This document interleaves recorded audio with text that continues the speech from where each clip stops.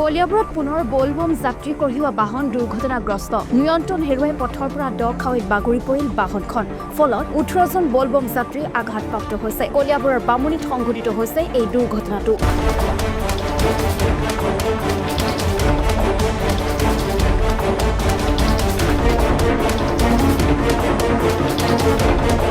এই এক্সিডেণ্টত 18জন মানুহ আহত হৈছে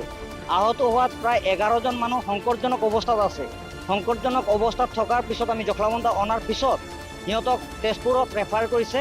ৰেফাৰ কৰাৰ পিছত এতিয়া কি হয় ক'ব নোৱাৰি সিহঁতে ৰেকা পাহাৰৰ আছিল সিহঁতে বলবমৰ নামত হাতীমূৰত আহি আছিলে